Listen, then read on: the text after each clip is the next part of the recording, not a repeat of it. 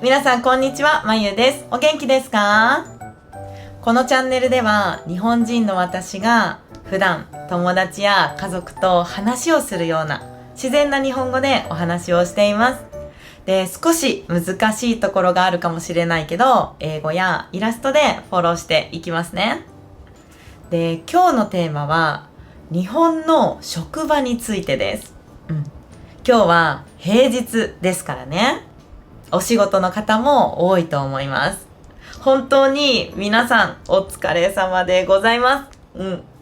で、日本ではね、このお疲れ様ですっていう言葉、あとお疲れとかですね。これはね、本当によく使います。で、皆さん最初はもしかしたらね、こう仕事が終わって帰る時の言葉として習うかもしれないですよね。でも実はこんにちはよりも私たちが自然と使っている言葉なんです。だから例えば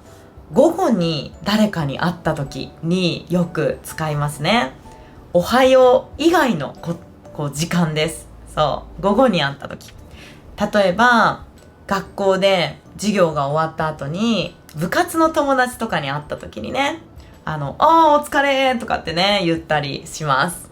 それから私の場合はママ友とかですね、保育園とか幼稚園、そういったところでお迎えに行った時に知り合いのね他のママさんに会った時にもお疲れ様ですって言って挨拶をします。はい、すごくねおはようが当てはまらない時間はもうほとんどお疲れって言っているんじゃないかなっていうくらいよく使う言葉です。はい。でもそんな風にねお疲れ様が挨拶になってる私たち日本人はなんでこんなに疲れているんでしょうかね。そうこれはやっぱりね会社でそして仕事で疲れているからかなと思います。でここでね一つ豆知識です。はい、会社っていう時と職場っていう時の違いをご説明しておきますね。で、会社の方がイメージしやすいし覚えやすいですよね。だから使っている人もとても多いと思います。私は何々という会社で働いていますとか、あと私の会社は今売り上げがとてもいいです。こんな感じで言いますよね。これはね正しい使い方です。じゃあ職場はどんな時に使うのかっていうと、その会社の環境とか雰囲気、周りのね、そして人間関係、そういったものの話をするときに使う言葉なんですね。そうだから私の職場はとても雰囲気がいいですとか、職場の人間関係で今悩んでいます。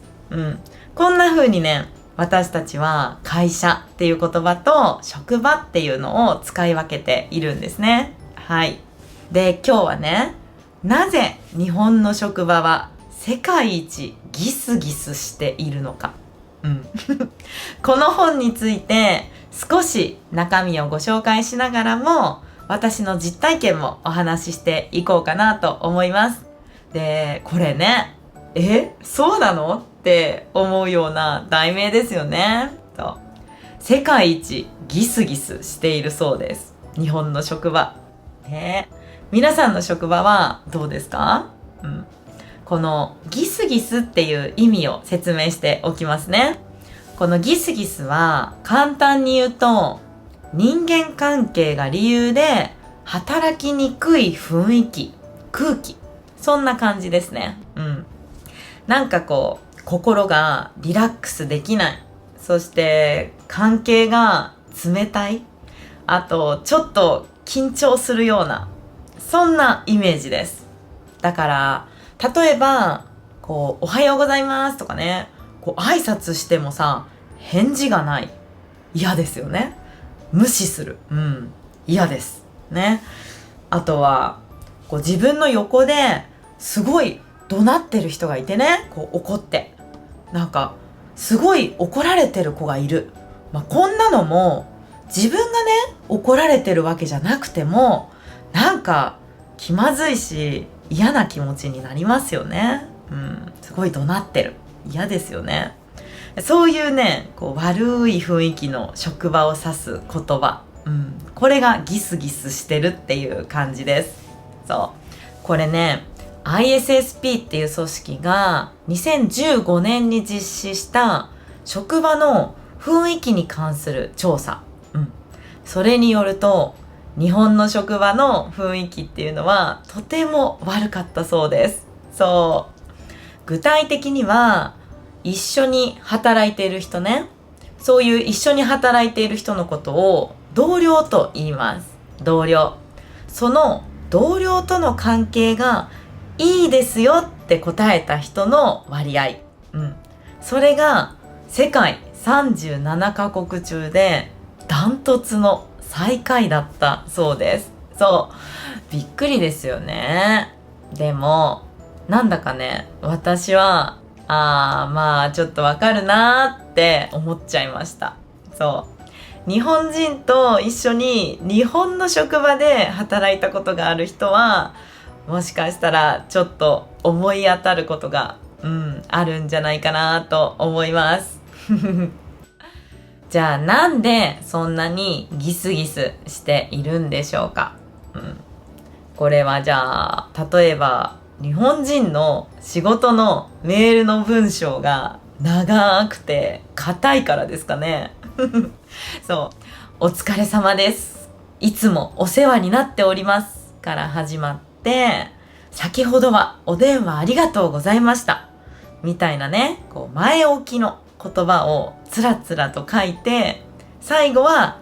お忙しいところ恐縮ですが何卒よろしくお願いします、これでね終わる。こういうね暗黙のルールっていうのがもうすでに海外の人にとってはねめんどくさいと思うかもしれないですよね。この本ではねまず設備の環境の悪さがギスギスの原因になるっていうのを挙げていました。で設備っていうのは明るさとかあと綺麗かどうか、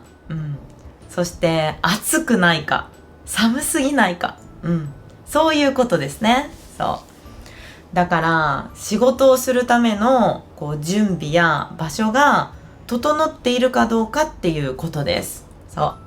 一見人間関係とは関係なさそうなんだけど実はこれがすごく関係してくるそうです。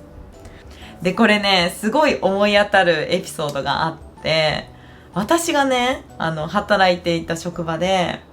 静かなね冷房戦争みたいなことがありました。どういうことかっていうと、すっごく暑がりな男性がいたんですね。で暑がりっていうのは人よりもすごく汗をかきやすかったりとか暑く感じやすい人のことです。だからねいつもおはようって言って汗だくでね仰ぎながらやってきて、で自分の席に着いて10分ぐらいかな、もうずっとねこのハンディのね扇風機があるんですね。それでずっとねボーって浴びて涼んで汗が引く、汗が収まるのをね待ってる、そういう男性がいたんですよ。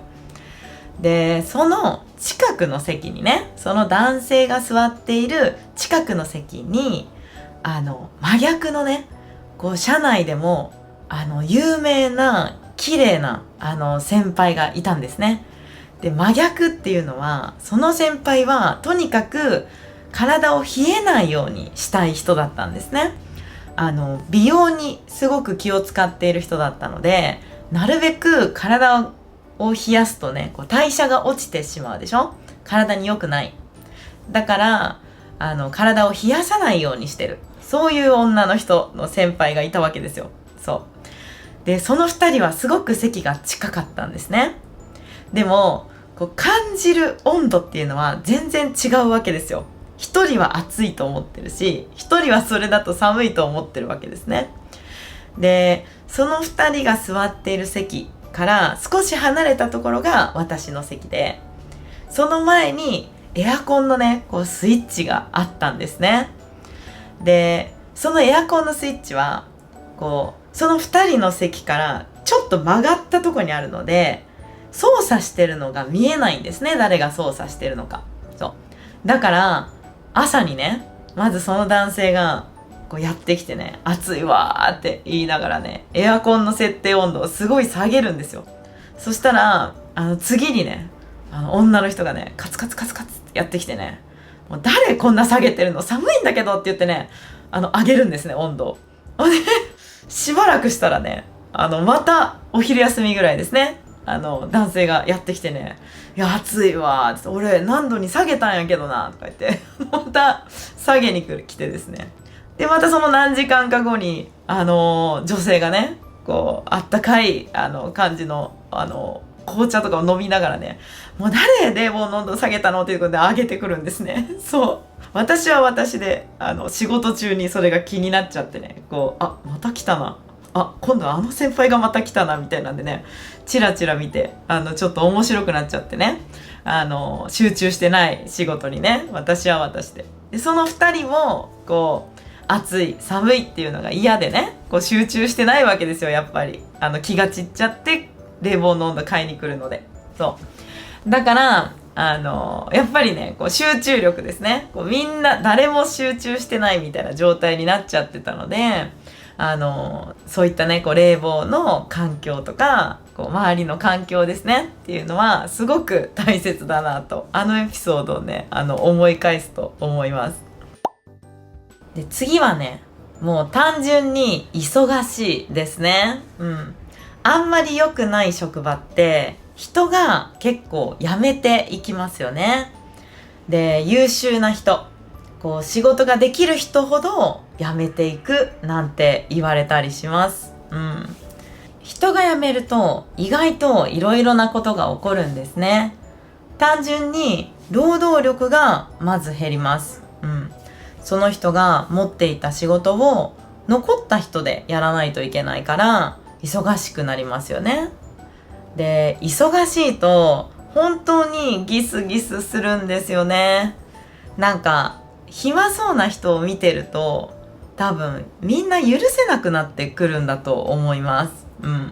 だからみんなが残業してる中でね、定時に帰る人がいると、定時っていうのは例えば9時から5時までの勤務だったら5時ちょうどに帰ることです。別に何にも悪くないよね。でもみんなが5時より残ってね、夜遅くまですごく忙しいようにしてると、こう5時で帰る人を見た時にこうなんかちょっとスナイパーのような目でね、こうちょっとピッて見て、なんか私はなんでこんなに忙しいのになんであの人だけ毎日5時に帰れるのとか、あの人の仕事の分量はちょっと少ないと思いますとかってね、こう上司に言ったりとか、そういうね心を生んでしまうんですよね、忙しいっていうのは。怖いですよね。だからやっぱり日本の残業の文化ね、よく聞きますよね。これは個人でねこう気をつけて取り組んでこう残業しないようにしようってするよりも、やっぱり全体でね職場全体として取り組まないとやっぱりねなかなか実現しないよなっていうふうに思います。あとね、優秀な人が辞めるとやっぱり会社への不信感みたいなものも出るそうです。これもわかりますよね。なんかあの人も辞めたしあの人も辞めた、うちの会社ってなんか大丈夫なのかなみたいなねこう気持ちになる。だからこの本ではギスギスすると人が辞める、で人が辞めるとまたギスギスする、そういうどんどん良くない方に行ってしまう、こういうのね負のスパイラルって言います。そういうのにこう進んでいってしまうっていう風に書いてありましたね。人が辞めるっていうのは実はそれくらいインパクトがあることだそうです。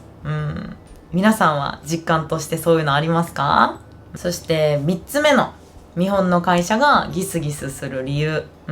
これは頑張ることが偉い。頑張れば何でもできる。できないのは努力が足りないからだっていう考え方ですね。こういうのをね、根性さえあればなんとかなるっていうところから根性論って言います。努力が大事だみたいな、何でも頑張ればできるだろうみたいな、そういう考え方ですね。これがやっぱり日本の会社にはすごく根強くあると。でそれがギスギスする原因になっているそうです。これもねすごくわかります。昔から日本では仕事を探すとき、就職活動をするときにすごく厳しい部活動をやっていた人はとても有利でした。野球とかアメフトとかですね。毎日練習があって厳しい先輩がいて、しんどくっても文句を言わずにやり抜く、そういう部活をやってきた人ですね。そういう人は根性があるからすぐにやめないだろう、体力があって文句を言わずに働くだろう、そういうね企業にとって安心感につながっていたんですね。もう私はねこの根性論とか大嫌いでしたね。この努力すれば何でも、もちろんね何もやらないよりは上達します。それは無駄じゃないんだけど、でも何でもできるっていうのはやっぱりちょっと違うだろうっていうふうに思いますね。でも日本の会社ではね、やっぱりなんでこれが今まで通用してたのか、そうやって根性があれば何でもできる、黙って働け、はいわかりましたって言ってね働く人が今までいたのか。これはね昔の日本の会社が年齢によってねお給料が上がっていく、年功序列って言います。それのシステムだったことと、あと1回入社したら60歳まで定年って言いますね。その年までずっと雇ってくれるっていう終身雇用っていう制度。この年功序列と終身雇用、2つの制度が当たり前だったからなんです。会社が守ってくれる、自分たちのことだから努力しなさい、そういう文化だったんですね。でもねそれはねもう時代遅れだと思います。古いですね。もうねそんな風に一生守ってくれる会社はもうないっていうのは若い人もね分かってます。昔のまんまのね考えでずっと年を取った人、上の世代の人と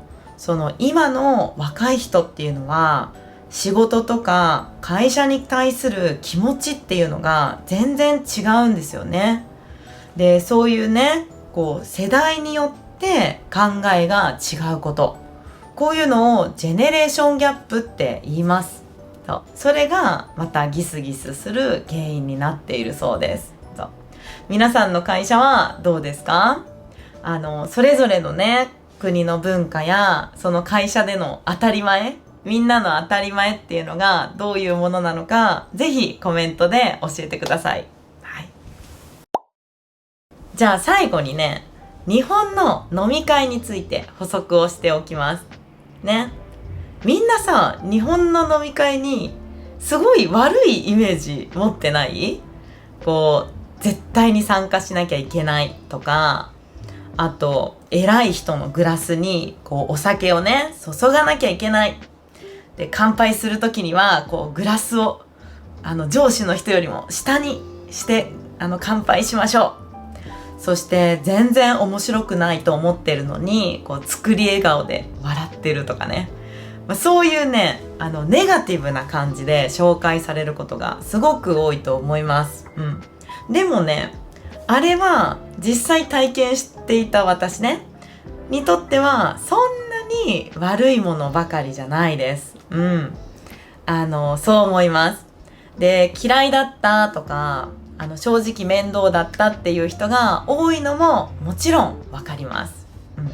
でもね、文化が存在しているのにはちゃんと理由があるんですよね。それは日本人が仕事中にものすごく真面目だからです、だから仕事中に雑談をすることっていうのがあまりありません。仕事に関係のない話、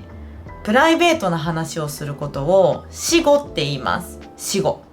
で、日本では仕事中の私語はあまり良くないこととされています。だから日本に来たことがある人は日本のね、店員さんを思い出してみてください。レストランでいらっしゃいませって接客してくれた人や、あと服を売っているお店の店員さん、それからスーパーのレジの人で、そういう店員さんが仕事中にスマホをね触ってぼーっとしていたり、スタッフ同士でぺちゃくちゃおしゃべりをしていることっていうのはほとんどないですよね。仕事中は私語を慎みなさい、やめておきなさい、控えなさい、そういう風に教えられているからです。で、実際にお客さんからクレームも来ます。喋ってたらね、あそこのスタッフはおしゃべりばっかりして接客をしていない、失礼だっていう文句を言うお客さんがいるんですね。で、ほら海外でさ、警察官の人が仕事中にねコーヒーを飲みながらちょっとパトロールがてら雑談とか話をしてるみたいな図ってきっとみんなもイメージあると思うんだけど、日本の警察官がそんなことをするのはまずないんです。人の目にね、一般の人の目に見えるところではもう絶対にプライベートなことをしないんですね。コーヒーを飲んだりもしないし、せいぜいね水分補給としてのお茶を飲むくらいだと思います。でも同じ職場で出会ってすごく仲良くなれそうだなって思う人っていると思うんですね。こういうのね、気が合うって言います。だから話しやすいなとか、もっと話してみたいなって思う人です。で、そういう人と仕事以外のね話をしてみたいなって思うのは全然おかしいことじゃないですよね。でも仕事中は絶対に話せないんです。だから飲み会っていう場所で話をするんですね。上司との飲み会も確かに気を使うかもしれないです。多少ね、グラスついだりとか。でも仕事中はね真面目だけど、やっぱり話してみたら意外な趣味があってね、話が盛り上がったっていうこともあります。ありました。で、そうやって打ち解けて仲良くなることね、打ち解けるって言います。プライベートな話を心置きなくできる場ですね。誰にも注意されずに楽しく雑談ができる場ですね。そういう場があるとすごく仕事がしやすくなるんですね。プライベートの話で一回仲良くなっておくと、次から何かを頼みやすかったり相談をしやすくなるんです。で、あの人は顔が広いっていう言葉があります。で、これ顔が広いっていうのは会社内のいろいろな部署の人とかね、いろんな人とすごく仲がいい、知り合いがたくさんいる、そういう意味ですね。気軽に話をしに行ける人のことを指します。だから仕事をしててね、やっぱりこれどうしたらいいのかなとか、これうちの部門のことじゃないんだけどな、どうしたらいいのか教えてほしいってなった時にすぐに聞ける人っていうのはやっぱり仕事が早い人ですよね。どうしよう、でも誰に聞いていいかわかんない、どうしようってなるより、じゃあこの前飲み会で喋ったあの人がいる部署だからちょっとあの人に聞いてみようって言ってね、こうさっと相談しに行けたりするんですよ。そういう顔が広い人、そういうのはやっぱり日本では飲み会とかでね、うまい関係ですね。いい関係をすごく作るんです。だからお酒を飲むか飲まないかっていうのはあんまり実は関係ないんですね。こう気軽に話せる時間、それが仕事中にどうしてもない、そういう空気じゃない、許されないんですね。だからこれはもう仕事じゃないですよっていう時間にプライベートなことをやっと話せるようになるんです。で、今の時代ってAI を使えば仕事のメールはいくらでも打てますよね。でもそんな AI の時代にみんながこうして言語を学んでいる理由って何でしょうか。やっぱり直接会ってね、コミュニケーションを取る楽しさっていうのはあると思います。だから実際に顔を合わせて話すことですごくぐっとね、仲良くなって仕事がしやすくなることがある。だから飲み会の文化がすごくあるんですね。だから日本の職場がギスギスしないようにするには、もう少しこう日本全体がね、こう仕事をするときにこうフランクになったらいいのかもしれないですね。仕事中の雑談とか、こう普通にね、お互いの話をできる空気、そういうのを店員さんにもね、許してあげる空気ですよね。お客さんとして行った時に店員さんがそういう風にしててもちょっと許してあげる空気とかね、そういう空気があれば夜の飲み会っていうのは別にいらないのかもしれないなって思います。で、私の場合は飲み会は常に自分がシンプルに行きたいか行きたくないかで選んでいました。だから今でも昔のね、こう辞めた会社の仲間と夜飲みに行くことがあります。で、これはやっぱり飲み会文化のおかげなんですね。飲み会を通じていろんなことを話して仲良くなったからっていうのがあります。で、それはすごく楽しいし、やっぱりかけがえのないつながりだなって思いますね。は